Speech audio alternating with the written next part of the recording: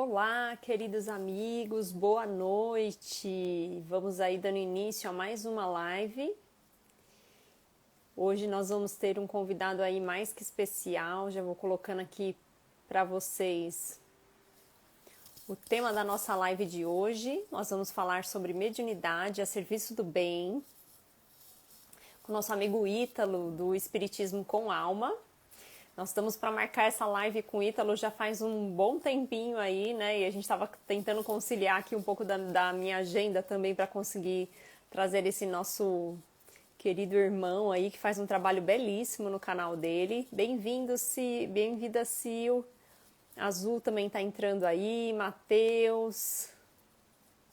Sejam muito bem-vindos, pessoal. Marcos também está aí. Boa noite, vamos falar de mediunidade a serviço do bem hoje. Oi, Sônia, bem-vinda. Esperando o nosso querido amigo Ítalo entrando aí também. Tudo bem, Marcos? Comenta aí pra mim como é que você tá chegando. Olha ele aí, muito bom, o Ítalo chegou, deixa eu já colocando ele aqui com a gente.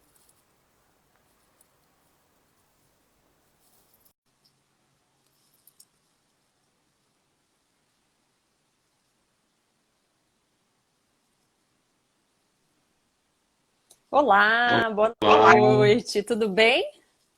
boa noite, Monique. Tudo bem com você? Tudo bem, graças a Deus. Finalmente chegou o dia da nossa live, né? Tamo junto. Tamo junto. Muito bom. Gente, eu queria, antes de mais nada, antes da gente começar a falar aqui sobre a mediunidade, né, a serviço do bem, agradecer você por ter aceito aí nosso convite, Ítalo. E eu queria que você comentasse um pouquinho, falasse um pouquinho do seu trabalho também, para quem não te conhece aqui do meu canal, que queira conhecer, né, um pouquinho mais a respeito do que você faz a respeito do espiritismo. Conta pra gente. Certo, prazer imenso estar aqui hoje com todos vocês, né? Não estranhe meu sotaque, que eu sou paraibano, aqui de Campina Grande, né? E sabe que o sotaque do nordestino ele é assim, ele é bem, bem forte, né? Exato. Mas, assim, Monique, falar um pouquinho sobre mediunidade é uma responsabilidade muito grande, né? Principalmente para a gente que está no meio da divulgação do trabalho espírita, né? E aí tudo, eu sempre digo assim, tudo que a gente fala a respeito de mediunidade, a gente compromete um rebanho inteiro. Porque uma informação errada, uma opinião pessoal mal colocada, a gente compromete ou até, quiçá, a gente estraga uma vida de uma pessoa inteira, né? Então é bem Verdade. sério. Né? Então, eu sou aqui de Campina Grande, gente, estado da Paraíba. Eu participo da Casa Sociedade de Estudos Espíritas Esperancense, que não é aqui na minha cidade, é numa cidade vizinha a Campina Olha. Grande, cidade de Esperança. É uma cidade interiorana, né? Bem pequena, mas nesse meu tempo de espiritismo, né? Foi a casa que eu mais me afinizei até hoje, de todas que eu passei. Por quê? Apesar de ser uma casa pequena, né? Mas é uma casa onde a gente tem a predominância do estudo bem forte. É uma característica da casa. Né? E além de ter um estudo bem forte, uma característica forte do estudo, a gente tem uma agenda semanal na casa de segunda a segunda. Né? A casa, mesmo sendo uma casa pequena, ela não para. Né? Porém, devido à pandemia, né, a gente sabe que algumas atividades foram suspensas e a gente voltou agora recentemente só com as reuniões públicas, né, e as reuniões mediúnicas. Mas agora a gente viu que a Paraíba está começando novamente a entrar na zona vermelha e eu não sei como é que vai ser daqui para frente. Possivelmente a gente vai ter que suspender novamente algumas das atividades que estavam voltando, né? Então, assim, na nossa casa, o trabalho que eu desempenho, né, é o trabalho de mediunidade de cura. Né? Eu sou médium de cura, vim descobrir isso acho que com uns 25 anos, 26 anos, né? Até então eu trabalhava só com psicofonia, médio de psicofonia, né? Certo. Nas reuniões mediúnicas de socorro espiritual, mas a espiritualidade ela nos trouxe essa proposta, né? Que de primeira mão a gente não aceitou, a gente rejeitou assim Levou um susto. absurdamente, né?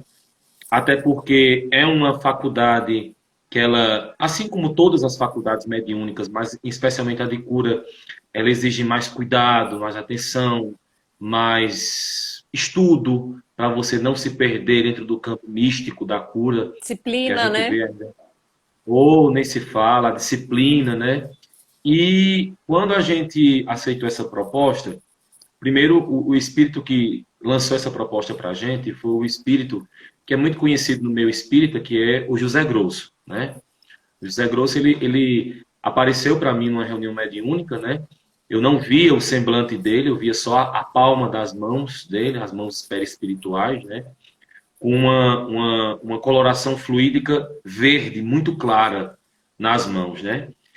E até então eu não tinha muita referência sobre esses espíritos, apenas tinha algum conhecimento assim bem vago. E ele apareceu nessa reunião sugerindo, na antiga casa que eu frequentava, o início desse trabalho, né? E aí nós começamos, né, esse trabalho. Eu comecei muito novinho esse trabalho, porque 25 anos a gente sabe que é uma idade complicada, onde a gente está com os hormônios a mil, muita coisa passando na cabeça da gente. E aceitei, né? A gente começou na casa que eu participava, a gente teve alguns problemas e aí não teve mais como continuar o trabalho lá. E foi quando eu voltei, e foi quando eu tive o convite da casa hoje que eu faço parte, para levar o trabalho para lá e começar do zero. E comecei. Já faz 4 anos que eu estou nessa casa, né? Uma casa de um compromisso muito sério. E até hoje eu acredito que tem sido um trabalho que tem ajudado muitas pessoas, porque todo o nosso trabalho ele é pautuado dentro de uma ética espírita, científica, né? A gente não faz absolutamente nada na nossa casa sem algum respaldo científico ou mesmo em Kardec. A gente tenta ter muito esse cuidado. E assim, entrar nesse campo da mediunidade curadora foi algo muito desafiador, porque na minha pobre concepção de estudante espírita fraco, que eu acredito que é o perfil de muita gente que está hoje dentro da casa espírita, né? Eu achava que a faculdade mediúnica de cura era uma faculdade mediúnica ultrapassada, que não existia mais. E que Kardec nunca tinha, falou muito pouco sobre isso. Até porque naquela época eu entendia que só existiam 5 obras de Kardec que eu tinha que estudar, né? Isso aí é uma polêmica danada no meu espírita, né? A gente escuta muito isso, o Pentateuco e por aí vai. Mas no que eu fui me aprofundando, eu descobri que existiam 32 obras de autoria de Kardec. E que em várias das obras que muitas vezes o movimento não pedia para a gente ler, tinha muita coisa sobre mediunidade de cura. Um exemplo disso é a coletânea da Revista Espírita. A gente tem hoje na Revista Espírita mais de 27 artigos escritos a punho por Kardec sobre mediunidade de cura, casos assim riquíssimos, né? Que a gente vai ver assim, a gente faz, caramba, isso acontecia naquela época, né? A gente fica assim até um pouco impressionado e eu lancei uma proposta na casa que eu faço parte, da gente fazer um estudo desses artigos. E você não imagina a maravilha que foi. Porque Legal. a gente passou a compreender, de fato, o que é a prática da mediunidade curadora dentro da ótica espírita. A gente começou a entender em profundidade. Só para você ter uma ideia, Monique. Kardec tem 3 artigos, que eu acho que são os melhores artigos, sobre mediunidade curadora, que eu sempre faço pesquisa assim nos centros que me chamam para falar alguma coisa, né? São poucos, mas os poucos que me chamam, eu sempre faço essa pesquisa e pergunto assim: quem aqui já leu esses 3 artigos sobre mediunidade curadora? O título é Conselhos da Mediunidade Curadora 1, 2 e 3. Ninguém levanta a mão. Impressionante, mas você está trazendo isso e é uma realidade, né? Nos cursos de doutrina, a gente sempre fica ali limitado àqueles 5, né, as 5 obras do Kardec e não existe uma continuidade, né, desses estudos, outros cursos de aprimoramento, né? Exato. Exato. E aí muitas pessoas ficaram, hã? O quê? Onde você viu isso? Aí, ó, tá lá na Revista Espírita. Porque muitas pessoas não imaginam, Monique, a riqueza que é a coletânea da Revista Espírita de Kardec, os 12 volumes da coletânea. Lá, para mim, está a prática de tudo no Espiritismo. É um laboratório vivo de pesquisa. E o pessoal, existe uma preguiça no nosso meio. As pessoas querem encontrar tudo pronto em curso e palestra. É E verdade. aí eu fico às vezes pensando, já pensou se Kardec tivesse que esperar um curso de espiritismo ou que alguém viesse dizer para ele o que era espiritismo? Ele não fez dessa maneira. Ele foi para um método de pesquisa, de estudo, gastou noites de sono, pelo que a gente lê e conhece sobre ele, para tentar codificar a ponta, eu digo Esse a ponta, iceberg. né, desse iceberg imenso que é a mediunidade e o mundo dos espíritos. E a gente, infelizmente, a nossa cultura ainda no Brasil é de uma pobreza de leitura tamanha. E a gente vê as pessoas ainda desconhecendo o próprio codificador, que muitas dizem que defendem. Como é que eu vou defender algo que eu não conheço em profundidade? Como é Exatamente. que eu vou defender uma doutrina, uma ciência, uma filosofia como é o Espiritismo, se eu não conheço em profundidade, né? E aí, nisso daí eu fui estudando, né, e ampliando os meus conhecimentos baseado no que Kardec deixou escrito, né, a respeito da faculdade mediúnica curadora.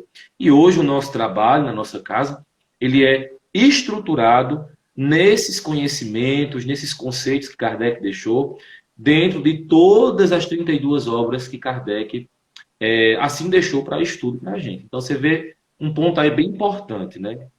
As pessoas que tentam entrar no laboratório do mundo invisível, elas precisam compreender que você tem que ter conhecimento para lutar com isso. Não adianta você ter apenas a boa vontade, né, que eu sei que muitas pessoas têm, a boa vontade, trabalhar, mas a gente precisa ter conhecimento com o que eu vou trabalhar, com quem eu vou trabalhar e contra o que eu vou lutar. Aí são pontos que a gente tenta passar até nas lives que a gente faz aqui na nossa página, né? Para que as pessoas não romantizem a mediunidade. A gente vê uma romantização, assim, até às vezes absurda, não sabe? Assim, me desculpa até a crítica que eu estou fazendo, mas é porque a gente vê as pessoas assim, pessoas que ficam 24 horas do dia só vendo bons espíritos, desdobrado em colônia espiritual trabalhando. Aí você fica, ai, que coisa tão fútil, né? Tanta Exato. gente sofrendo, tanta gente morrendo, tantas pessoas doentes, e muitos médios romantizando essa relação com o mundo espiritual, para dizer que vivem em contato 24 horas por dia com mentores, com espíritos de alta estirpe. E a gente sabe Não que é a isso realidade, né? não é a realidade. Se você conversar realmente com pessoas que têm trabalhado a mediunidade dentro da ótica espírita, dentro desse caminhar para o bem, a gente tem visto que a situação ainda é de dor e muito sofrimento. Que existem muitas pessoas que querem sim trabalhar a sua faculdade mediúnica, mas querem ter um púlpito reservado como médium. E eu acho que aí é que entra um dos grandes perigos quando muitas pessoas se perdem na mediunidade.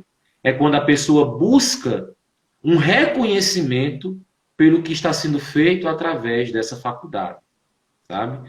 E isso tem sido uma casca de banana assim, muitos médios, muitas pessoas têm escorregado nisso e não têm Sim. conseguido levantar, né? O Esse é um Ítalo, eu ponto queria te aí fazer para uma pergunta antes de você entrar nesse ponto que eu acho que é super importante, né? Mas para quem está ouvindo a gente e que de alguma forma já começa a ter algum tipo de indícios, né, de possibilidade de trabalhar uma mediunidade ostensiva, qual seria uma dica que você daria, dado toda essa vivência que você tem, né?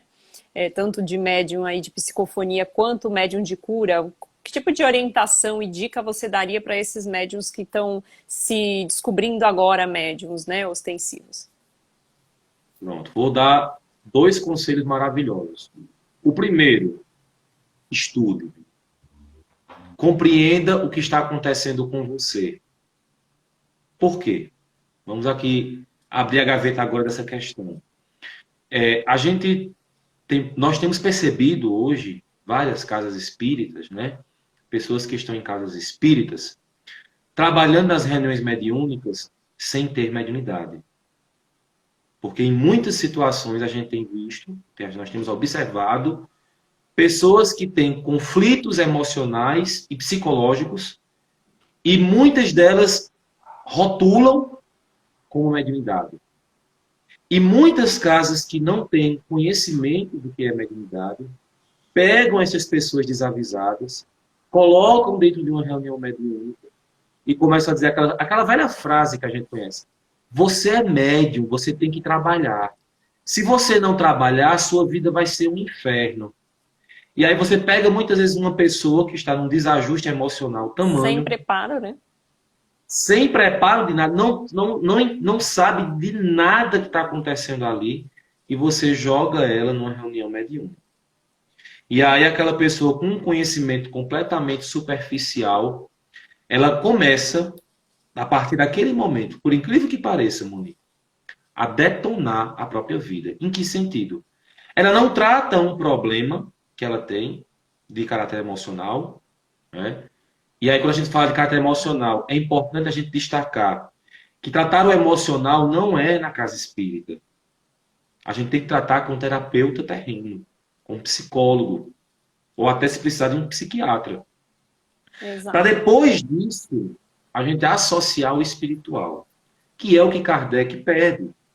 Para que a gente tenha esse tato, esse cuidado, para que as pessoas tenham o primeiro entendimento que o médium que não busca o autoconhecimento, ele não vai ter sucesso na sua faculdade. O autoconhecimento ele vai ser a chave que vai dar ao médium segurança no trabalho dele. Ah, Ítalo, por quê? Quando eu tenho um autoconhecimento, e é um processo que não é da noite por dia... É constante, né? É constante, é todos os dias, são todos os anos, todas as manhãs da sua vida, você vai conseguir diferenciar o que é conflito seu e o que é influência dos espíritos. As pessoas acham que isso é fácil, mas não é. Requer muita atenção. Mas a gente consegue, a gente vê hoje as pessoas, eu não consigo dizer quando é meu, quando é do espírito. Aí eu digo, está faltando autoconhecimento em você. Você precisa saber primeiro quais são os sentimentos que você fermenta dentro de você. Sem santidade, né? Porque o que tem acabado com as pessoas é o excesso de santidade que a gente quer transparecer porque é espírita. E esquece das nossas imperfeições, né? Não tem, é 100% anjo, né? Já estamos na angelitude total. Não tem. Então as pessoas acabam dificultando o processo de moralização que precisa ter, né? Porque acham que porque é espírita não pode ter inveja. Acha que porque é espírita eu não posso ter mágoa, não posso ter ódio.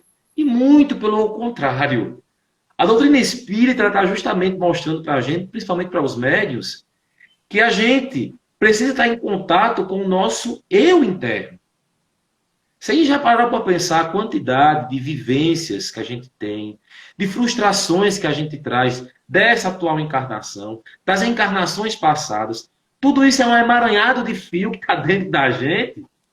E se a gente não conseguir trabalhar tudo isso, a gente entra em parafuso. Exatamente. Porque é muita coisa. E outra coisa, Mônica, é importante destacar.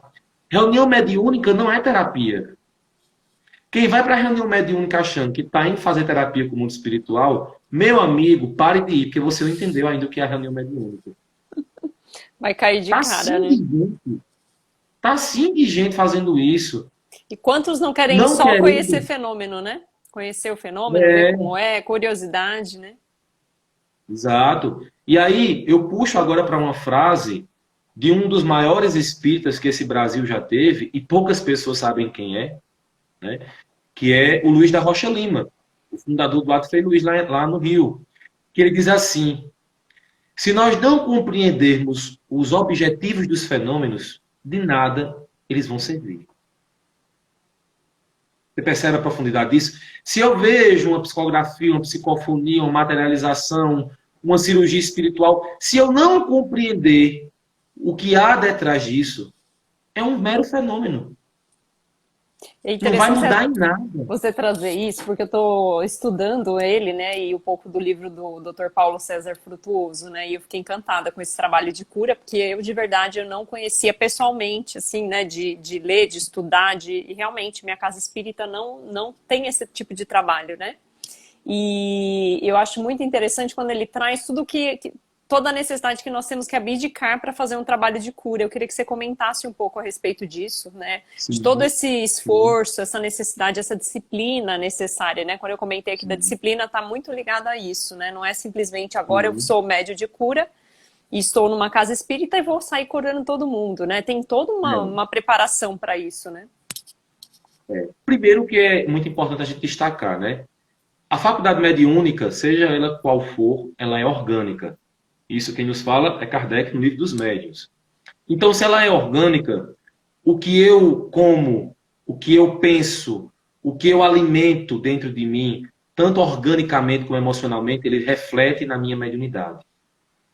Veja só, eu não estou aqui falando que as pessoas que comem carne são inferiores, as que comem só folha e vegetal são evoluídas. Não, não estou falando isso. Veja o que eu estou tentando dizer. Se você vai para um trabalho de cura, e aí os espíritos vão utilizar uma expansão de fluido que é doada por você, que é o ectoplasma, esse ectoplasma ele tem que estar extremamente rarefeito para ter bons resultados. Como o ectoplasma ele é originado nas células do corpo do médium, então se naquele dia o médium ele come uma picanha argentina sangrenta, o ectoplasma vai ficar mais denso. Se naquele dia o médium ele tem uma alimentação com uma feijoada maravilhosa, porém extremamente pesada para a digestão, o ectoplasma dele ele se contamina daquilo. Então, para os espíritos, nesse momento em que você vai trabalhar com a mediunidade de cura, pede-se que pelo menos 3 dias antes do trabalho, ou até 2 dias antes do trabalho, você não tenha ingestão de nenhum tipo de carne, exceto peixe, porque depois que o Dr. Paulo César Frutuoso realizou um estudo sobre isso, ele descobriu a influência da carne e do peixe na geração do ectoplasma das células do médium. Eu achei isso Eu fantástico. também achei o máximo. Eu tô nesse trabalho, sabe, Ítalo, de tentar tirar a carne vermelha. Eu tô há 2 meses tentando não comer carne vermelha e tentando fazer isso de forma gradual, né? Porque o corpo, o organismo É, também precisa se acostumar com esse tipo de alimentação, né? é verdade. E eu quero deixar bem claro aqui uma coisa, Monique. Eu como carne vermelha. Eu quero deixar bem claro isso aqui para as pessoas. Porém, nos dias que temos trabalhos, a gente precisa ter um pouco mais de cautela com relação a isso. Porque a energia ela vai sair do médium e os espíritos vão fazer a combinação fluídica para o tratamento dos casos que vão ser específicos. Então, se eu estou emanando uma energia que vai ser trabalhada pelos espíritos de má qualidade, eu vou dificultar o trabalho da espiritualidade. Eu vou dificultar o trabalho desses espíritos. E isso não é bom. Porque o trabalho do médium, ele é de parceria com os espíritos. É uma coisa que a gente tem que compreender, né? Muitas pessoas que não compreendem a faculdade médica dizem assim: ah, mas o Chico dizia, né, que o telefone toca de lá para cá e não daqui para lá. Gente, entendam que o Chico dizia isso porque tinha uma multidão de pessoas que procuravam ele incansavelmente. Só que o Chico sabe que se a gente também quiser que o telefone toque daqui para lá, a gente consegue. Que é um trabalho de parceria. Nem o médium faz tudo sozinho, nem os espíritos fazem tudo sozinho. A gente precisa uns dos outros para tratar os casos. E a gente vai ver um caso bem interessante, Monique, lá no livro Missionários da Luz, onde Dr. Alexandre, junto com André Luiz, eles vão dissolver um coágulo na cabeça de uma pessoa. E eu acho bem engraçado isso, porque André Luiz e o espírito do ministro Alexandre, que é um médico também, Dr. Alexandre, eles diziam assim: a gente precisa de um médium desdobrado que doe energia para dissolver esse coágulo. Nós sozinhos não vamos conseguir. E eles vão buscar um médium, né, que possivelmente deduz-se quem estuda essa obra. Era possivelmente um médium de cura, pela Sim. expansão de ectoplasma, desdobra o médium doa aquela energia, os dois espíritos começam a manipular, né, fluidicamente aquela energia e dissolvem o coágulo da cabeça de uma pessoa. Então a gente vê, é uma realidade, né? E as renúncias que a gente precisa ter são essas, né? Também com relação à prática da atividade sexual, né? A gente sabe que médium é gente. Isso aí é importante também a gente destacar. Médium tem desejo sexual, médium também tem vontade de transar, mas a gente, nos dias que antecedem o trabalho, a gente tem que ter um pouco de cautela com relação à prática, porque no ato sexual muita energia é expandida do médium, das pessoas que também participam ali daquele ato. Então, se você vai para um trabalho de mediunidade de cura, onde você precisa de bastante energia, é importante que você não tenha uma fadiga fluídica. O que é a fadiga fluídica? É justamente você chegar ali cansado demais, pela excessiva prática sexual, né? Com a barriga congestionada, o plexo gástrico congestionado, que é um dos plexos que mais usina energia para os médios em doação de fluidos. Então, são cuidados que a gente precisa ter, né, para ter um bom trabalho. Para mim, isso no início foi muito difícil. Não foi fácil. Porque nos dias que antecede o trabalho, a gente passa Acontece por de cada tudo, situação. né? É, a gente passa por cada situação, cada tentação que você não imagina. Mas a gente precisa ser firme na disciplina. Eu E a brinco, disciplina também eu brinco, é isso, Ítalo, né? mas é verdade, né? Assim, quando eu comecei a prática da mediunidade, né, no meu centro espírita, logo no terceiro ano que a gente começa a fazer os primeiros exercícios, que eu descobri, né, que existia, né, essa aptidão para o trabalho mediúnico. Toda vez que eu me organizava para chegar no centro espírita, no que era no sábado, 6 horas da tarde que eu tinha que chegar, acontecia alguma coisa, ou chegava visita em casa, ou alguém parava o carro na porta da minha garagem, eu não conseguia sair com o carro. É impressionante o quanto, né, acontecem N acontecimentos para trabalhar, para atrapalhar, né, esse nosso trabalho, né? Se a gente Exato. não for E realmente aí, disciplinado, a gente, né, não faz o trabalho. não tem processo. E assim, pessoal, é até importante também a gente destacar, Monique, que o médium ele tem uma vida normal. O médium ele vai ter que trabalhar, vai ter os momentos que ele vai se divertir, vai ter um momento com os amigos, vai ter um momento com a namorada, com o esposo, com a esposa. O médium ele leva uma vida normal. Agora, é evidente que a gente sabe que nem tudo cabe ao médium fazer. Nem tudo, né? Por conta da sensibilidade do trabalho que ele exerce. Não é ser santo, mas certas situações que muitas pessoas fazem, que não são médios, principalmente nos finais de semana, né? Muitos médios não podem ter essa conduta, pelo compromisso que tem com a espiritualidade. E ressalto, isso não é santidade, isso é renúncia, isso é cuidado, isso é cautela com a tua faculdade. E aproveitando aqui o gancho, Monique, eu vou até responder uma pergunta que eu já vi que fizeram. Eu ia Todo, começar a comentar delas. Todo mundo é médium? É a Bruna, né? todo mundo é médium? Essa pergunta ela é tradicional no movimento espírita. E a resposta é não. Não é. Mas Ítalo, André Luiz fala lá no livro Missionários da Luz que todos nós temos uma predisposição à mediunidade e que essa predisposição precisa ser exercitada e tal. Diz, mas essa é a opinião de André Luiz. Não estou dizendo que é a opinião errada, é a opinião de um espírito. Mas o codificador, lá no livro dos médiuns, no capítulo dos médiuns, ele vai dizer que todos nós somos mais ou menos médiuns. Ó, mais ou menos. Perceba. E que em dado momento a gente pode perceber algo relacionado. Essa frase vai causar polêmica, hein? Vai, que você E que em conhece. dado momento nós podemos sentir ou perceber algo referente à espiritualidade. Ponto. Aí ela arremata no outro parágrafo. Porém, pode-se dizer que somente aqueles que mostram efeitos patentes de sua faculdade é que podem ser chamados de médiuns. O pessoal não lê essa frase. E se confunde muito com a questão da influência, né, dos espíritos, que eles influenciam a gente o tempo Exato. todo. E aí é esse o ponto, né? É essa Exato. chave que diferencia, né? Perceba aí agora o viés de análise, né? O Espírito Miramês tem uma obra chamada Segurança Mediúnica, que eu até já estudei na nossa página, e tem um capítulo que eu acho bacana o que ele faz, que eu acho que Kardec não teve um pouco de atenção nisso. Mas a gente vê que em dados momentos ele quis dizer isso, mas não disse, mas ele quis. Veja só, ele diz assim, médium é aquele que sente, os espíritos sente, e transmite a comunicação, é um intermediário. O sensitivo não. O sensitivo é aquela pessoa que apenas sente as influências. Então, traduzindo, todos nós somos sensitivos, mas nem todo sensitivo é médium.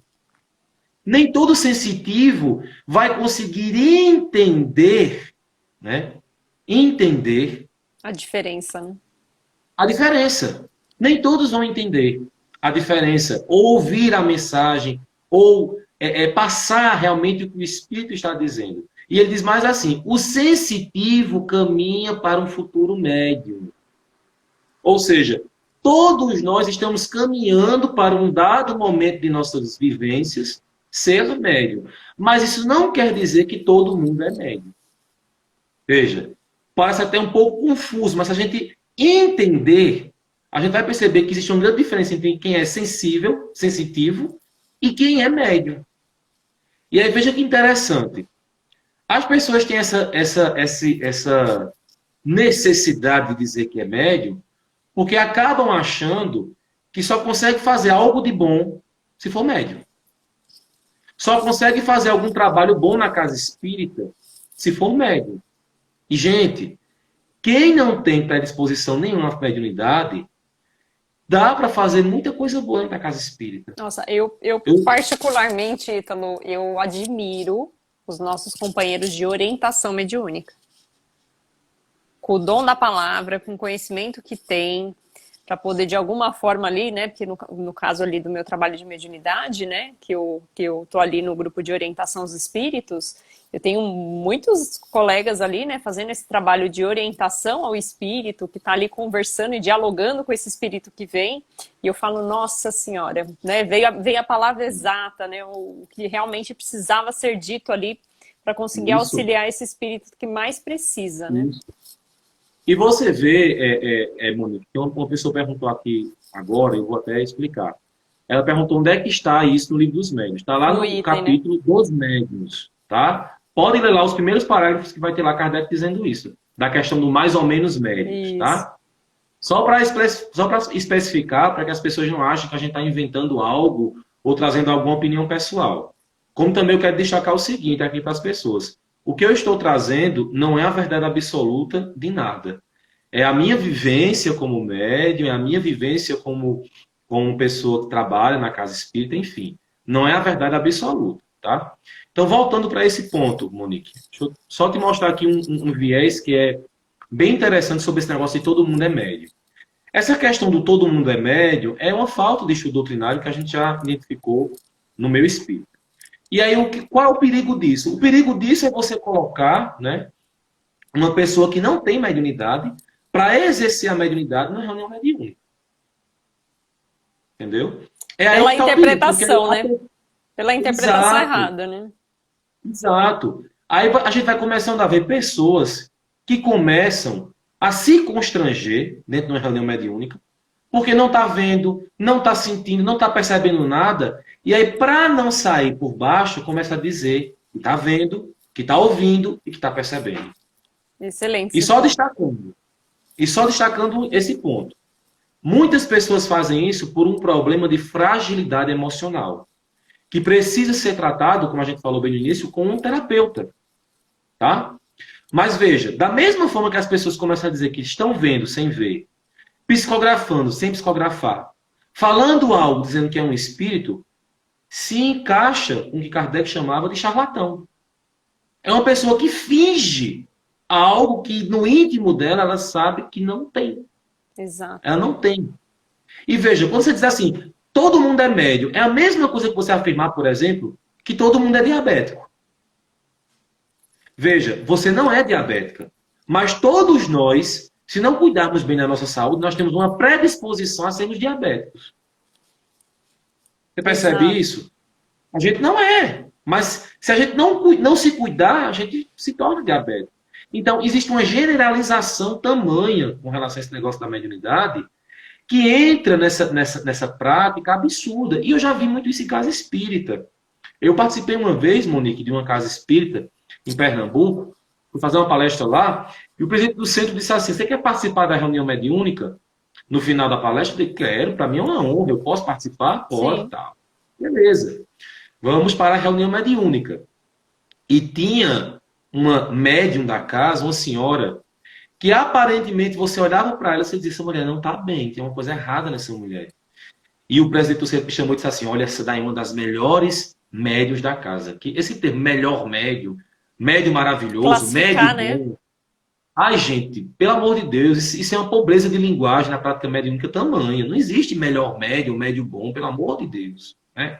Começa a E na endeusar, cidade né? é um endeusamento, né?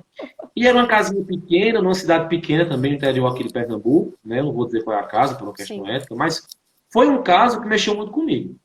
Aí ele disse assim: vamos começar a reunião mediúnica. O palestrante vai participar hoje, vai ficar aqui atrás, na vibração, e vamos participar. Beleza. E aí, essa senhora, que para muitos do centro era uma poderosa, entre aspas, médium, né? No momento da reunião, ela deu passividade a um espírito, né? Vamos dizer assim, espírito, extremamente violento. Bateu na mesa, rasgou o rosto da médium, rasgou a blusa, bateu nas pessoas e a situação ficou uma coisa descontrolada. E aí eu percebi que tinha algo de errado, que não era um transe mediúnico, mas que era algum problema com a pessoa. Conversa vai, conversa vem. A reunião mediúnica terminou com a presença da polícia da cidade, que algemou essa mulher e levou ela. Minha nossa. E depois de um tempo, o presidente da casa descobriu que ela era esquizofrênica. Há mais de 20 anos, diagnosticado pela família, pela medicina terrena, como esquizofrênica.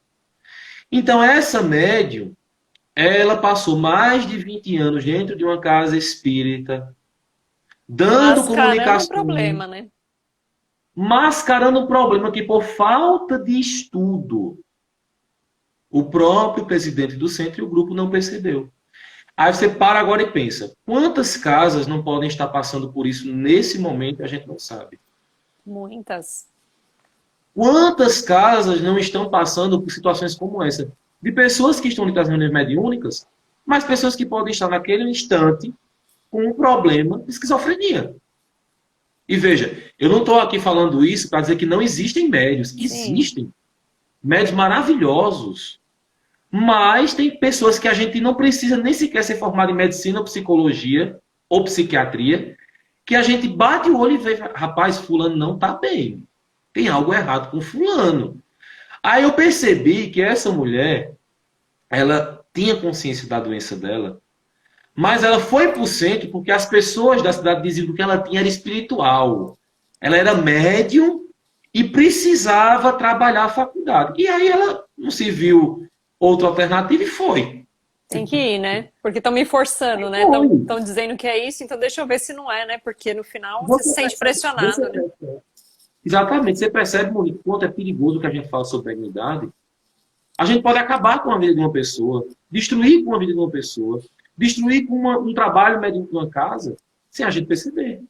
Então eu sempre digo assim às pessoas: primeiro, tente buscar ajuda com a terapêutica terrena para você perceber esses sintomas que você diz sentir. Né? Porque eu tenho observado, vivendo com outros médios, que as pessoas que verdadeiramente têm mediunidade, elas sabem que têm. Não precisa ninguém estar dizendo para elas: ah, você é médium, você é médium. Não. Elas sabem que tem. Elas são conscientes do que ela tem. Então, esse ponto de análise é algo que pode prevenir a gente de dissabores futuros na prática mediúnica. E eu acho bem interessante isso, porque tem artigos hoje, artigos científicos, escritos por médicos espíritas, mostrando as diferenças entre uma esquizofrenia e uma mediunidade. Só que as pessoas querem apenas rotular tudo que se sente, o que se percebe como mediunidade. E isso não é culpa das pessoas. É culpa de muitas palestras que as pessoas assistem com conceitos errados, opiniões pessoais, e acabam passando isso pelo senso comum. E aí vai passando para as outras pessoas. E aí tudo que você vê, que você sente, que você Vai se percebe, propagando, né? vai se propagando e você às vezes vai contribuindo para algo devastador. O Devastador. Ítalo, eu tô vendo umas perguntas aqui, a gente não pode deixar passar. Oh, vamos O lá. Barrichelli Igor perguntou aqui, né? E eu achei interessante a pergunta dele. Tem um tempo ideal aqui, um tempo que a gente entende mínimo aqui para que um médium esteja bem preparado para fazer, por exemplo, o desenvolvimento de uma psicografia? Mas eu acho que equivale para todos os tipos de mediunidade, né? Essa Sim, pergunta. sim. Primeiro, isso é muito relativo. Isso não existe um tempo específico. Tá? Segundo, para psicografia, não sei se as pessoas têm esse conhecimento que estão me ouvindo aqui na live, mas Kardec deixou no Livro dos Médiuns um método de desenvolver a psicografia. E esse método não é apenas o médium estar sentado numa cadeira com um monte de papel e lápis do lado. Ele mostra que um magnetizador, magnetizando o braço do médium, ele consegue desenvolver mais rapidamente a psicografia. Isso está lá no Livro dos Médiuns. E quantos centros espíritas não sabem ajudar nesse desenvolvimento, né? Mas é isso. Eu já passei por uma situação dentro do meu próprio grupo, né, do próprio centro espírita, de ter uma pessoa com alguns sinais de que seria um médium de psicografia e que ele foi simplesmente polido ali durante o curso para dizer assim, olha, não, aqui a gente não desenvolve a psicografia. Então aqui neste grupo aqui não pode. E aí eu falei, meu Deus, como assim, né? É grave isso. E aí a gente, lendo lá Kardec, se eu não me engano, no capítulo que ele fala da psicografia, se eu não me engano, ele vai falar que com o auxílio de uma pessoa magnetizando o braço do médium, ele vai conseguir ter uma predisposição ao desenvolvimento da faculdade maior. Isso é Kardec dizendo. E aí é engraçado, Monique, eu acho isso assim fabuloso. Quando a gente pega essas coisas de Kardec, vai mostrar para alguns espíritas, aí alguns espíritas faz, ele disse, mas eu não concordo.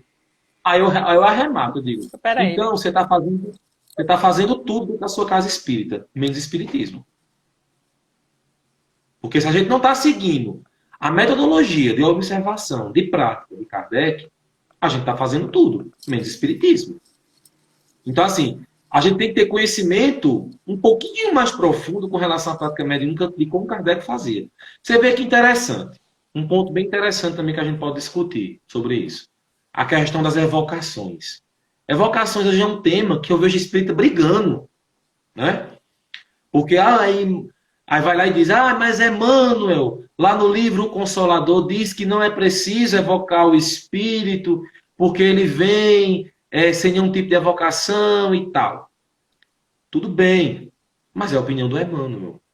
Kardec, na Revista Espírita, tem vários artigos sobre evocações que vai dizer que é necessário que muitas situações, até de obsessões graves, faça-se a evocação do espírito no grupo mediúnico. Quantos grupos hoje você conhece que faz isso, Monique?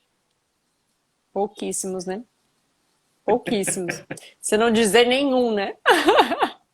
São pouquíssimos. A gente diz nenhum para não ficar feio, né? A Exato. gente diz assim, pouquíssimos para não ficar feio. Mas, na verdade, nenhum centro hoje faz isso. Se tiver algum, ainda tem contato comigo, quem estiver me ouvindo nessa live. Fora o Porque as pessoas receio, né, de criaram... fazer esse tipo de trabalho de desobsessão, né? Não são todos os centros espíritas que fazem, né? Mas veja, por que isso acontece? A gente diz muito assim, eu sou Kardec, eu sou espírita kardecista. Né? O pessoal adora usar esse termo. Mas não consegue defender a ideia que compra. Não consegue. Aí quando eu vejo as pessoas dizendo isso, eu digo assim, lá no teu centro, faz evocação? Não, não faz. Lá no teu centro, trabalha-se com magnetismo? Não, não trabalha. Lá no teu centro, os espíritos conseguem passar medicamentos fitoterápicos? Não, lá não faz isso não. Aí eu digo, então você não segue Kardec, porque Kardec fazia tudo isso. Você vai ver artigos na Revista Espírita de Kardec mostrando espírito passando até pomada com combinação de ervas para casos de doenças daquela época. Quando eu vi isso, eu digo, meu Deus, Tá a gente aí. precisa mostrar isso às pessoas. A gente precisa mostrar isso às pessoas. Não sei se aí em São Paulo vocês conhecem, mas acredito que sim, está bem difundido, né, no Brasil todo, a pomada Vovô Pedro. Acho que vocês conhecem. Eu já li artigo sobre isso. Pronto. A pomada Vovô Pedro ela é muito forte aqui no Nordeste, né? Inclusive é fabricada uma parte dessa pomada no Centro Espírita O Consolador aqui da nossa capital, em João Pessoa. É uma pomada que, cara, os benefícios que ela tem dado às pessoas que têm utilizado é enorme. O próprio Chico, que era amigo de João Nunes Maia, que foi o médium que psicografou essa forma dessa pomada, ele falava assim: a pomada do Vovô Pedro serve para tudo, meu filho. Para tudo. Dor de cabeça, para câncer, para artrite, dor de coluna. E lá no nosso centro a gente dá essa pomada para as pessoas, principalmente quando vão para o tratamento espiritual. E o que a gente tem visto assim de melhoras, de cânceres agressivos, regredindo assim de uma maneira brusca com a utilização dessa pomada, é incrível. E eu vejo ainda muito espírita atacando, dizendo: ah, mas hoje o movimento usa pomadinha, mas Kardec não usava isso. Aí eu digo: usa. Opa! Não me provoque, porque eu lhe mostro onde ele mostra que usava. Que é até um artigo da Revista Espírita que o título é assim: uma pomada criada por um espírito, uma coisa assim. Aí lá ele discorre o caso e a medicação que o espírito passou. Então, vê, é prática mediúnica. Isso é prática mediúnica. Se hoje em muitos centros vier um espírito passar algum tipo de medicação como essa, e eu entendo até um pouco de cuidado que tem que se ter, isso é fato. Mas se isso vier a acontecer hoje nos centros espíritas, as pessoas acham que é uma afronta. Acham que o espírito não pode fazer isso. Acham que o espírito não tem esse conhecimento. E tem. Tem muitos médicos desencarnados, muitos fitoterapeutas desencarnados, que estão aí precisando dos médios para fazer um trabalho de amor. Agora que a gente precisa se dispor para isso. Exatamente. Né? Eu tô aqui, Ítalo, lendo os comentários. E veio uma pergunta boa aqui também, que também o Barrichelli Igor também colocou aqui, um médium bem avançado pode dizer quantas vidas nós já passamos? Qual a finalidade, né? Primeiro, você quer saber das suas vidas passadas para quê? O que é que isso vai te ajudar? Eu não vou nem falar vidas passadas, que é o termo mais tradicional que a gente usa, mas assim, as suas vivências passadas. Você quer saber para quê? Para nada. Não vai contribuir para absolutamente nada na atual encarnação que você está. Se fosse para contribuir, você tinha reencarnado lembrando de tudo. Então, se a gente não lembra, é porque existe um motivo para que a gente não tenha acesso a essas informações, para não comprometer a encarnação atual. Porque muitas vezes, a maioria dos nossos dissabores estão dentro da nossa casa. Você imagina, Monique, você sentar na sua casa no domingo, um almoço belíssimo aí em São Paulo, olhar para a tua mãe e dizer: mas mãe, na vida passada a senhora me matou com uma facada, mas dessa vida a senhora voltou como minha mãe e eu sou sua filha e tá tudo bem. Que nada, gente. Isso não é fácil assim, não. Não é fácil quando as pessoas dizem não. Imagina o transtorno que você ia causar para aqueles que estão à sua volta também, né? Imagina o medo que a gente ia ter dentro de casa, sabendo que alguém que fez tamanhas maldades comigo pode ser meu irmão, pode ser meu pai, pode ser meu avô. Você já imaginou que conflito seria esse dentro da família? Então, graças a Deus, a gente não lembra. Agora, existem situações e situações.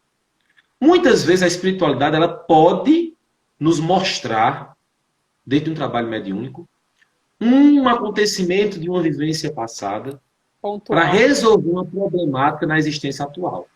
Aí sim. Aí eu fico calado. Mas você ficar nessa ânsia para saber o que você foi, o que você fez, quem você matou, quem você era. Gente, segue daqui para frente. O teu passado já está ressoando muito em você. Sabe por quê? Porque você está encarnado. Se você tivesse atingido o grau de maturidade, de evolução espiritual, a gente não estava mais aqui. Não tinha para que reencarnar. A gente está nas paragens espirituais superiores. Então, não procura saber o que aconteceu lá atrás. Escreve tua história daqui para frente. Então, essa questão de médio ficar dizendo o que você foi, o que você fez, o que você deixou, tenha cuidado. Tenha muito cuidado. Porque muitas pessoas se aproveitam disso para ganhar um pouco de status de médium poderoso, médium forte, médium bom. São as expressões que a gente escuta bem no meu espírito, né? Então, cuidado com isso. E é importante Tá? você reforçar qual é a consequência disso, né? Quando esses Exato. médios começam a assim, vai descer, né? Assim, deusar e querer passar esse status de sou o melhor médium, né? Tenho a melhor contribuição, eu tenho sempre aquele espírito superior que está aqui sempre ao meu lado, né? Que é o meu Exato. mentor espiritual, né? Exato. É bem importante a gente destacar que os mentores só permanecem onde eles acham afinidade. Se não houver afinidade com os propósitos, os ideais deles, eles vão embora. Isso não sou eu que estou dizendo, é Kardec, falar no livro dos médios. Eles se afastam mesmo, até o médium cair em si e compreender que ele precisa ter carinho e cuidado com a faculdade que ele possui. Quando isso Bom, acontece, né, Ítalo? Porque quantos se quando isso desviam acontece? e não percebem isso, né? E aí, de repente, chega num Quando isso fanatismo tão acontece? grande, né?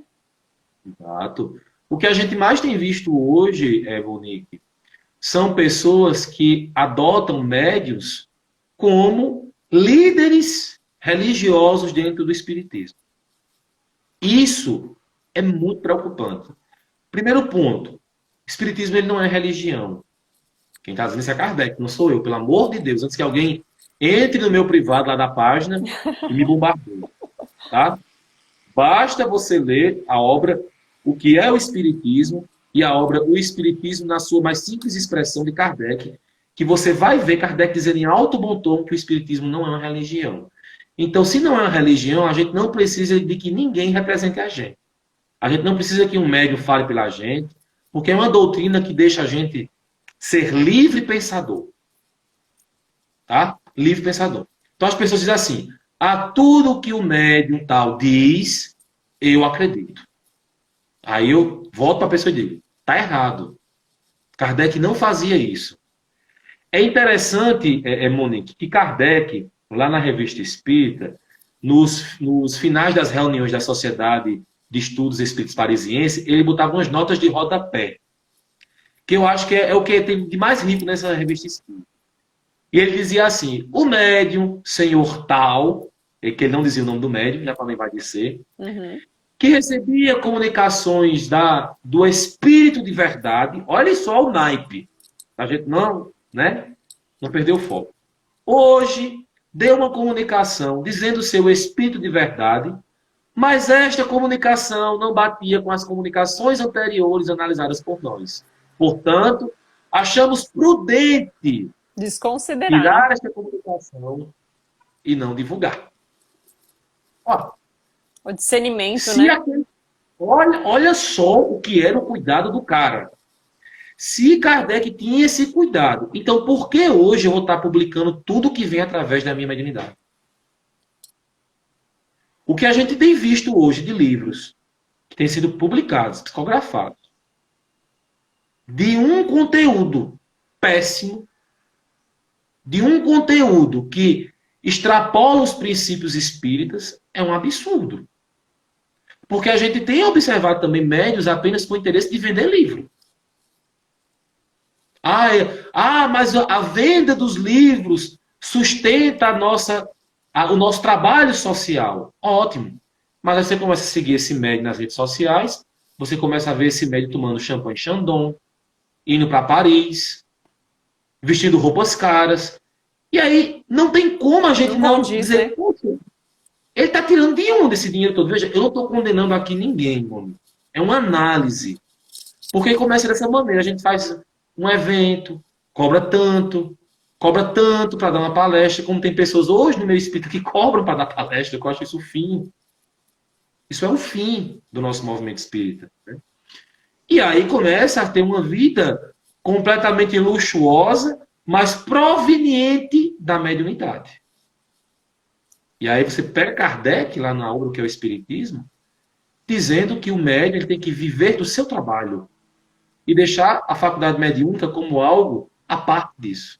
Então você não pode cobrar de nada que provém da sua faculdade mediúnica. Você não pode cobrar por um passe, por uma palavra de consolo através da sua psicofonia, por alguma mensagem que você escuta pela mediunidade auditiva. Então, são esses pontos que a gente precisa ter, né? A gente precisa analisar, para a gente não cair nesses médios que estão aí afora no Brasil a todo, muitos até fazendo um trabalho bonito, mas outros fazendo assim absurdos. E nesse período de pandemia, eu vi muita coisa, Monique, que me preocupou. Tá? Um ponto interessante a destacar aqui também. Essa questão de médium, que diz que somente aquele médium recebe aquele espírito. Cuidado. Cuidado, gente. Eu vou desarticular isso daí baseado em Kardec. A doutrina espírita, ela é dos espíritos. E os espíritos são universalistas. Então, eles não pertencem a um médium. Eles não pertencem a um médium. Os espíritos, eles podem, e se quiserem, se comunicam com qualquer médium. Então, essa coisa que a gente tem visto em médium dizer, o espírito fulano de tal só se comunica através da médium tal. Para mim, não tem credibilidade alguma isso. Não, quem garante que aquele espírito que está ali se dizendo Emmanuel, né? Muitas vezes não é aquele espírito, ele está colocando aquele nome ali só para de alguma forma se identificar e não ter que dizer quem é o espírito que está ali, né? Não é. Você vê que interessante. Eu conheci um cara maravilhoso no meu espírito, e eu acho que hoje esse cara faz uma falta danada, que é o Alamar Regis. Acho que você deve ter conhecido, já ouviu falar dele. Era um palestrante espírita maravilhoso, e ele veio uma vez aqui para Campina Grande dar uma palestra numa casa espírita aqui próximo à minha casa, e eu fui e conversei pessoalmente com ele. Ele já desencarnou, ele foi vítima de um câncer, né? E não resistiu, desencarnou, enfim. Foi uma pessoa que eu lamentei muito ter desencarnado no meu espírito, porque o cara, ele era muito racional. Aí ele uma vez disse assim, nessa palestra, ele disse algo bem interessante, ele disse assim, uma vez, numa palestra, tinha uma médium que estava percebendo um espírito, e o espírito estava dizendo que era Joana de Ângeles. Olha só. Mas a médium começou a chorar e dizer que não tinha envergadura para receber aquele espírito. Aí ela disse, minha irmã, deixe de falsa humildade, você é médium. Você pode dar passividade a esse espírito. E muitas vezes isso acontece em muitas casas espíritas. Os médios percebem esses espíritos mais tradicionais do movimento nas reuniões. Esses espíritos querem se comunicar, mas a pessoa, por uma falsa humildade, acha que não pode dar aquela comunicação. Então é uma falsa humildade. Você vê como a gente dificulta o trabalho dessa galera. A gente dificulta. Muito. Porque eles estão ali, né? Estão se comunicando e muitas vezes, de tanto que a gente dificulta, sabe o que esses espíritos fazem? Admitem formas perispirituais mais simples para se comunicar. Para poder comunicar. O Ítalo, aí você vê. Eu tô vendo aqui o tempinho, tá me dando 1 minuto e meio, 1 minuto e 30, mas eu queria que você concluísse aqui o seu raciocínio e para a gente poder fechar essa live. Então, se porventura cair aqui no seu raciocínio, a gente volta, pode ser? Volta, a gente volta. Tá, joia. E aí a gente vai ver esses espíritos admitindo em forma de pretos velhos, de caboclos, porque sabe que os médios vão aceitar mais tranquilamente. Mas às vezes está um espírito ali de uma estirpe altamente evoluída, mas a falsa humildade do médio não deixa. Você vê que problema, né? Exato. E eu tô vendo os comentários aqui do pessoal, então até me preocupa, né, com as coisas que eu tô lendo aqui, né? De pessoas que realmente, médiums cobrando para desmanchar magia negra, congressos, né, com valores absurdos sendo cobrados para poder, de alguma forma, desincentivar esse tipo de trabalho, de alguma forma, né, adquirindo recursos para conseguir continuar um trabalho, né, de vivência mediúnica ou espírita. eu vejo isso tão complicado porque, assim, o maior referencial de mediunidade que nós tivemos aqui no Brasil foi o Chico Xavier. Foi o Chico. E você vê, o Chico, ele tinha tamanho cuidado nessa questão do dinheiro, que todo o dinheiro que voltava para ele, ele fazia questão de doar para as pessoas mais pobres.